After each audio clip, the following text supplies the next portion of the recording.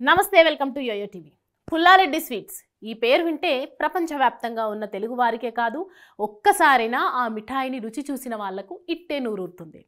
G Pulla Reddy స్వచ్ఛమైన నేతి మిఠాయిలు పేరుతో పెద్ద ఆయన నిర్మించిన బడా వ్యాపార సామ్రాజ్యాన్ని ఇప్పుడు ఆయన వారసులు నిర్వహిస్తున్నారు.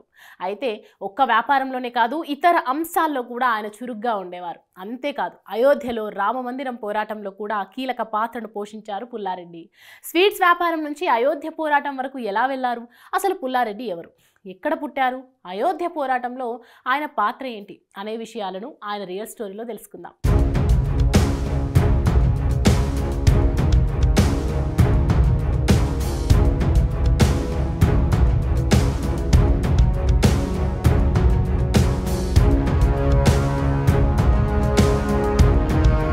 జీ పుల్లారెడ్డి 1920 ఆగస్టు 12న కర్నూలు జిల్లాలోని గోకవరం గ్రామంలో పుల్లారెడ్డి జన్మించారు.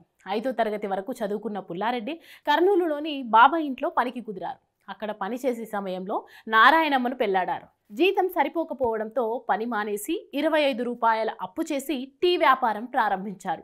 తొలుత టీ దుకాణం, మజ్జిగ అమ్మడం, బట్టల దుకాణం వంటి చిన్న చిన్న వ్యాపారాలు చేసిన చిన్నాన్న ప్రోత్సాహంతో కర్నూలులో 1948లో ప్రారంభించిన మిఠాయిల దుకాణం ఆయన జీవితాన్ని మార్చేసింది. తన వ్యాపార దక్షతతో పుల్లారెడ్డి మిఠాయిలను స్వచ్ఛతకు, రుచికి మారుపేరుగా నిలిచాడు. అనతి కాలంలోనే పుల్లారెడ్డి నేతి మిఠాయిలు ప్రాచుర్యంలోకి రావడంతో పాటు వ్యాపారం కూడా విస్తరించింది. తర్వాత 1957వ సంవత్సరం హైదరాబాద్లోని హ్యాబిట్స్లో కూడా దుకాణాన్ని తెరిచారు. ఒక చిన్న దుకాణంగా ప్రారంభమైన ఆయన వ్యాపారం ఇప్పుడు వందల మంది పనివారితో విదేశాలకు సైతం మిఠాయిలు పంపేంతగా ఎదిగింది. పనివారిని సొంత మనుషుల్లా చూసుకొని వారికి ఇల్లు కూడా కట్టించారు. పుల్లారెడ్డి 5వ తరగతి వరకు మాత్రమే చదివినప్పటికీ ఆయనకు చదువు అంటే అమితమైన అభిమానం. వ్యాపారంలో ఎదిగిన కొద్దీ ప్రజలకు, సమాజానికి ఏమైనా చేయాలన్న తపనతో 1975వ సంవత్సరం హైదరాబాద్లో జీ పుల్లారెడ్డి చారిటబుల్ ట్రస్ట్ను ఏర్పరిచి దాని ద్వారా విద్యా వ్యాప్తికై కృషి చేశాడు. 1984-85లో జీ పుల్లారెడ్డి ఇంజనీరింగ్ కళాశాలను, 1994-95లో జీ పుల్లారెడ్డి ఫార్మసీ కళాశాలలను, మహిళల కోసం 1997లో జీ నారాయణమ్మ ఇంజనీరింగ్ కళాశాలను స్థాపించారు.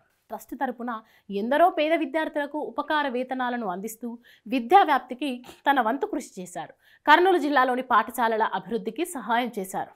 అనాథ బాలుర కోసం విజ్ఞాన పీఠం పేరుతో విద్యాలయాన్ని స్థాపించి వారికి విద్యతో పాటు వసతి, భోజన ఏర్పాట్లను చూశాడు.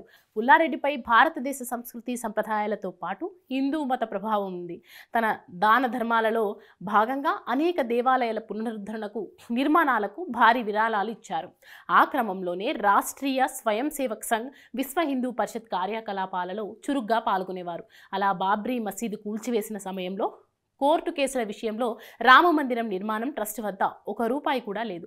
అప్పట్లో విశ్వ హిందూ పరిషత్తు రామమందిర నిర్మాణం కోసం పోరాడేది. ఆలయ నిర్మాణ కేసు సుప్రీంకోర్టులో ఉండగా విశ్వ హిందూ పరిషత్ ట్రస్ట్ వద్ద ₹1 కూడా నిధులు లేకపోవడంతో విశ్వ హిందూ పరిషత్ చైర్మన్ అశోక్ సింఘల్కి ఏం చేయాలో అర్థం కాలేదు. విహెచ్పి అంతర్జాతీయ కోశాధికారి అయిన పుల్లారెడ్డి అయోధ్య రామమందిర న్యాయ పోరాటానికి అవసరమైన ఖర్చులను భరించేందుకు ముందుకొచ్చారు.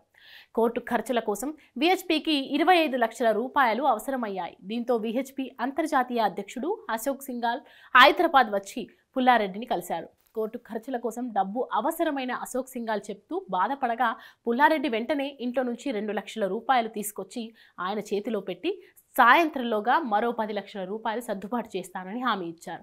తనకు తెలిసిన మిత్రుల దగ్గర డబ్బు తీసుకొని అశోక్ సింఘాల్కు ఇచ్చారు. కోర్టు ఖర్చుల కోసం ఎర్రమంజిల్లోని తన ఇంటిని అమ్మేయడానికైనా సిద్ధమని, తన భార్య నగలు సైతం ఇచ్చేస్తానని పుల్లారెడ్డి చెప్పుకొచ్చారు. రామమందిరం కోసం తన ఆస్తి మొత్తం దారబోసేందుకు సిద్ధమన్నారు. రామమందిరమే తన తొలి ప్రాధాన్యమని, తాను బతికి ఉన్నంత వరకు కోర్టు ఖర్చులకు ఎలాంటి లోటు రాకుండా చూస్తానని అశోక్ సింఘాల్కు పుల్లారెడ్డి హామీ ఇచ్చారు. ఈ విషయాలను అశోక్ సింఘాల్ స్వయంగా వెల్లడించారు. అయితే పుల్లారెడ్డి ఆర్ఎస్ఎస్లో 1974లో సర్ సంఘ్ చాలక్ అయ్యారు. 1980లో విశ్వ హిందూ పరిషత్ హైదరాబాద్ శాఖకు అధ్యక్షునిగా కూడా ఎన్నికయ్యారు. సంస్కృత భాష ప్రచార సమితి అధ్యక్షునిగా, విశ్వ హిందూ పరిషత్ జాతీయ కోశాధికారిగా, భాగ్యనగర్ గణేష్ ఉత్సవ కమిటీ అధ్యక్షునిగా అనేక బాధ్యతలు నిర్వర్తించారు. వీరి మరణానంతరం వీరి కుమారుడు జి రాఘవరెడ్డి విశ్వ హిందూ పరిషత్ అంతర్జాతీయ అధ్యక్షుడయ్యారు. అయోధ్య కేసులో గెలుస్తామని, రామ మందిరం నిర్మాణం ఎప్పటికైనా జరిగి తీరుతుందని పుల్లారెడ్డి బలంగా నమ్మారు. ఇప్పుడు ఆ కల సాకారమైంది.